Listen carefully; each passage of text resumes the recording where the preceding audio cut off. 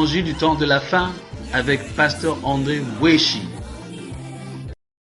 Bien-aimés dans le monde et à travers le Congo, que la paix, la miséricorde et la grâce vous soient accordées de la part de Dieu, notre Père, et du Seigneur Jésus-Christ, notre Sauveur. Le Seigneur Jésus-Christ, dont je suis serviteur, m'a confié un message sur qu'est-ce que Dieu a dit. Mais bien avant d'écouter ce message, je vous invite à faire avec moi une courte prière. L'Éternel, le Dieu créateur du ciel et de la terre, le maître de l'univers, nous venons en ta présence ce matin pour écouter ta parole sur qu'est-ce que Dieu a dit, pour que nous sachions discerner quand le Seigneur Dieu nous parle et quand le diable et contestataire vient aussi nous parler, afin que nous ayons la vie éternelle que tu nous as promise en Jésus-Christ, notre Seigneur Sauveur. Amen. Ce message se trouve dans le livre de Genèse, au chapitre 3, du verset 1 au verset 5. Le serpent était le plus rusé de tous les animaux des champs que l'Éternel Dieu avait fait. Il dit à la femme, Dieu a-t-il réellement dit, vous ne mangerez pas de tous les arbres du jardin? La femme répondit au serpent, nous mangeons du fruit des arbres du jardin. Mais quant au fruit de l'arbre qui est au milieu du jardin, Dieu a dit, vous n'en mangerez point et vous n'y toucherez point, de peur que vous ne mouriez. Alors le serpent dit à la femme, vous ne mourrez point. Mais Dieu sait que le jour où vous en mangerez, vos yeux s'ouvriront et que vous serez comme des dieux, connaissant le bien et le mal. Bien-aimés du Seigneur, à la lumière de ce que nous allons apprendre au travers de ce message sur la toute-puissance de Dieu pour accomplir sa parole, selon que Jésus-Christ avait dit que le ciel et la terre passeront, tandis que mes paroles ne passeront jamais. Alors, nous allons voir ici comment Dieu parle aux hommes. Tout au commencement, Dieu avait parlé aux hommes qu'il avait créés, à Adam et à Ève. Voici, j'ai mis devant vous l'arbre de la vie et l'arbre de la connaissance du bien et du mal, mais qui se trouve être aussi l'arbre, lorsqu'on le mange, on va succomber et on va trouver la mort. Ne le mangez pas, parce que le jour où vous allez le manger, vous allez mourir. Mais voyez-vous, le diable, qui est le contestataire, depuis le commencement du monde, vient s'inviter au jardin d'Éden et il s'adresse à la femme. Il dit, est-ce que Dieu a réellement dit que cet arbre est mauvais, quand vous allez le manger, vous allez trouver la mort? Il se met à contester ou à contrefaire ce que Dieu avait dit. Et la femme de rétorquer au diable, oui, Dieu a réellement dit ceci et cela. C'est alors que Satan, astucieux qu'il est, dit à la femme, non, il n'en est pas ainsi. Parce que Dieu sait que le jour que vous allez manger de cet arbre, vous serez comme des dieux. Alors, il vaudrait mieux les manger. Bien-aimés, voyez-vous, Satan a contredit ce que Dieu avait dit aux hommes qu'il avait créés. Alors, quand nous lisons ce passage, beaucoup de gens pensent que c'était du temps ancien. Or, Dieu est toujours le même hier, aujourd'hui et éternellement. Souvenez-vous, toujours dans le livre de Genèse, Dieu dit à Caïn, pourquoi Caïn es-tu si triste? Et pourquoi ton visage est-il abattu? Parce que le Seigneur vit que Caïn était très en colère parce que son offrande n'avait pas été agréée. C'est alors qu'il dit à Caïn, voici, le péché se couche devant ta porte et ses désirs se portent vers toi. Alors si tu agis bien, tu vas relever le visage. Tandis que si tu agis mal, le péché aura le dessus sur toi. Bien-aimé du Seigneur, et quand on lit la suite du passage, on va voir que Satan entra dans le cœur de Caïn et lui dit, non, il n'en est pas question. Il faut que tu tues ton frère. Parce que si tu le laisses en vie, il va continuer toujours à être agréé par Dieu. Et Caïn, animé d'une grande jalousie, finit par tuer son frère par l'instigation du diable. Bien-aimés du Seigneur, ces choses qui ont été rédigées n'ont pas été rédigées par pur hasard. C'est pour que nous sachions que le diable utilise toujours les mêmes méthodes ou les mêmes manières de s'adresser aux hommes. Et Dieu, qui est esprit, comment parle-t-il aux hommes? Dieu parle aux hommes au travers de sa parole qu'il a écrite. Par exemple, dans les 10 commandements, Dieu a dit aux hommes, honore ton père et ta mère, afin que tes jours se prolongent sur la terre. Quand nous venons sur la terre, qu'est-ce qui se passe? Parfois, nous déshonorons nos parents, nous insurgeons contre nos parents, et il y en a même qui arrivent à porter les mains sur leurs parents. Et après, on finit par trouver la malédiction et la mort. Et quand maintenant on trouve la mort, on dit voilà, c'est le diable qui l'a tué. Mais on oublie que le diable qui est le contestataire, lui, s'insurge contre tout ce que Dieu nous a dit. Depuis les âges anciens, les gens qui ont gouverné ce monde, qui étaient des monarques, des rois, par exemple à Babylone, Nebuchadnezzar, par exemple en Égypte, Pharaon, ces gens ont eu des songes dans lesquels Dieu leur parlait. Mais ils étaient vraiment agités dans leurs esprits parce qu'ils n'en connaissaient pas la signification. Et ils ont fini par faire venir les gens qui avaient l'esprit de Dieu de leur époque. Par exemple, Joseph en Égypte finit par donner l'explication du songe que Dieu avait donné à Pharaon. Et aussi Daniel qui finit par expliquer à Nebuchadnezzar la signification du songe qu'il avait eu. Bien-aimés du Seigneur, Dieu est toujours le même. C'est pourquoi dans le livre de Job, au chapitre 33, là il est dit que Dieu parle tantôt d'une manière, tantôt d'une autre. Mais nous ne prenons point garde. Et oui, il nous parle pourquoi?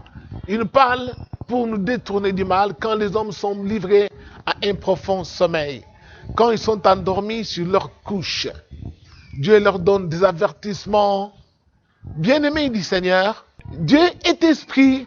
Étant esprit, il communique à l'homme par son esprit. Beaucoup de gens ont eu à rêver, par exemple, les femmes qui sont enceintes.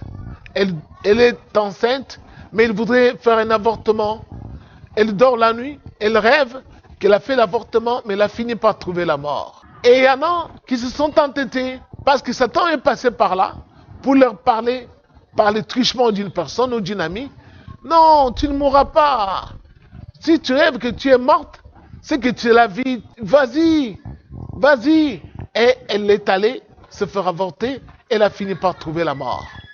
Tout comme il y en a qui ont déjà eu à rêver, ils sont morts, on les pleurait, et ils étaient dans un cercueil. Et ils se sont réveillés le matin, ils ont raconté ce qu'ils avaient rêvé. Et Satan vient dans un ami ou dans une connaissance pour leur dire, quand on rêve la mort, c'est la vie, tu ne mourras pas. Or Dieu t'a montré que si tu ne t'abstiens pas de l'ivrognerie ou de l'impudicité, voici ce qui va t'arriver.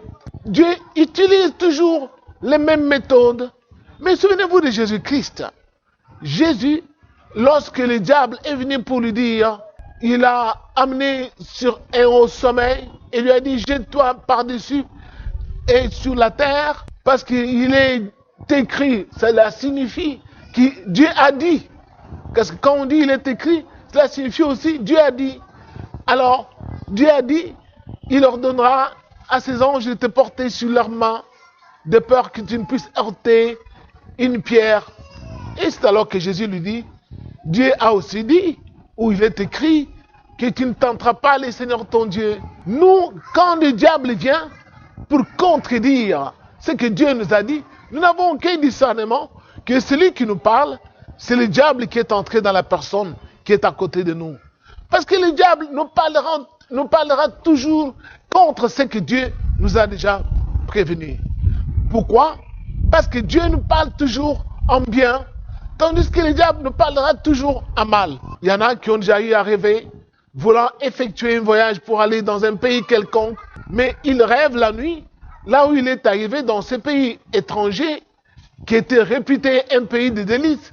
Il rêve qu'il y est arrivé et finalement il a commencé à trouver la misère dans ce pays-là. Ou soit elle est une femme, elle rêve qu'elle est arrivée dans ce pays-là, elle n'a pas trouvé de mariage, elle a fini par vieillir comme une femme célibataire. On se réveille le matin, on raconte cela aux gens et on entend une explication. Oh, vas-y, cela signifie que tu seras bien. Et vas-y, tu trouveras des maris parce que là-bas on ne peut pas manquer de maris. Eh bien, tu vas y aller. Tu seras malheureux comme Dieu te l'avait montré ou te l'avait dit en songe. Tu vas y aller et tu vas finir comme une vieille fille. Il y en a qui souffrent aujourd'hui dans leur mariage. Pourquoi? Tout simplement parce que Dieu l'avait prévenu que cet homme-là n'est pas ton mari ou cette femme-là n'est pas ton épouse. Ils se sont entêtés sous l'instigation du diable. Ils n'ont pas voulu écouter ce que Dieu leur montrait en songe. Et finalement, ils sont allés dans ce mariage. Et c'est un calvaire aujourd'hui. Pourquoi? Parce que quand Dieu t'avait parlé, tu n'avais pas pris des précautions de t'adresser à ceux qui ont l'Esprit de Dieu pour qu'ils puissent t'en expliquer. Bien-aimé du Seigneur, le Seigneur est toujours le même, il n'a pas changé. Dieu dit, quiconque invoquera le Seigneur sera sauvé. Tandis que nous, qu'est-ce que nous faisons? Nous invoquons nos ancêtres. Et pourtant Dieu a dit, vous n'invoquerez point les morts. Et nous disons, non, ce sont nos ancêtres. Et nos ancêtres ont une part importante dans notre vie. Et nous invoquons leur nom. Nous appelons les Shamba Blongongo. Nous disons que ce sont nos ancêtres qui nous protègent. Oh non, ce sont les morts. Quand nous faisons le contraire de ce que Dieu a dit, nous ne serons jamais sous la protection du Seigneur. Pourquoi? Parce que nous faisons exactement ce que le diable nous dit de faire contre ce que Dieu a déjà dit. Bien-aimé du Seigneur, Dieu dit à Abraham, Abraham, quitte ton père, quitte ta patrie, ta nation, suis-moi dans le pays que je vais te montrer. Et toi, je ferai de toi une grande nation, je te bénirai, je bénirai ceux qui te béniront, et je maudirai ceux qui te maudiront. Je rendrai ton nom grand, et toutes les nations ou toutes les familles de la terre seront bénies en toi. Là, il est écrit dans Genèse 12 que Abraham sortit et fit ce que Dieu lui avait dit. Bien-aimé du Seigneur, quand Abraham sortit de sa patrie, de sa famille, de la maison de son père, il était âgé de 75 ans. Il était déjà vieux. Et voyez-vous, si Satan était venu, ou soit il était venu, je crois bien, par les gens de son entourage pour lui dire, mais tu es déjà vieux, non? Comment veux-tu encore aller à l'aventure à ton âge? Mais Abraham, croyant en Dieu fermement, malgré son âge avancé, il obéit à Dieu. C'est alors qu'il obtint la promesse de ce que Dieu lui avait dit. Bien-aimés du Seigneur, nous aussi n'avons pas la foi d'Abraham. Nous disons que nous sommes des enfants de Dieu, mais quand Dieu nous dit quelque chose, ou nous parle par ses serviteurs, ou soit nous parle en songe, surtout en songe, ou au travers de la parole, de sa parole, nous nous insurgeons contre ce que Dieu a dit. Nous pensons que nos pensées à nous sont les pensées de Dieu. Non, bien-aimés du Seigneur, nous devons nous en tenir à ce que Dieu nous a déjà prévenu, ou ce que Dieu nous a déjà dit, car ce que Dieu a dit, ça va s'accomplir. Pourquoi? Parce que Dieu il est le Tout-Puissant, il a la capacité d'accomplir dans notre vie ce qu'il nous a déjà prévenu ou ce qu'il nous a déjà promis. Pourquoi? Parce qu'il est le Dieu Tout-Puissant, le Créateur du monde, et il s'appelle Jésus-Christ. Et c'est pourquoi il a dit, le ciel et la terre passeront, tandis que mes paroles ne passeront jamais. Parce qu'il a la capacité et la puissance d'accomplir ce qu'il a déjà dit. Et il a dit, je suis avec vous tous les jours, jusqu'à la fin du monde. Il a dit cela à qui? À ses disciples. Alors les autres sont allés chercher les sirènes des eaux pour qu'ils vivent avec eux tous les jours. Oh là là, c'est pourquoi il y aura des grincements des dents, parce que les sirènes des eaux, C'est le diable, c'est l'armée du diable qui tue les gens, qui est sans miséricorde sur la terre. On peut faire les miracles dans le nom de sirène des eaux, mais on finira toujours par trouver une mort subite. Pourquoi? Parce que le diable est un menteur et il est un contestataire, un contrefacteur. Il est là pour contrarier tout ce que Dieu nous a déjà dit et nous amener à la perdition. Prenez garde, ne l'écoutez pas, suivez ce que Dieu vous a déjà dit sur votre vie et cela finira par s'accomplir. Que le Seigneur vous bénisse. Merci et à la fois prochaine. Dis-moi, Jésus. Dis-moi, Jésus. Jésus, j'avais entendu parler de toi, que tu étais mort sur la croix pour moi. Lazare, sors. Lazare.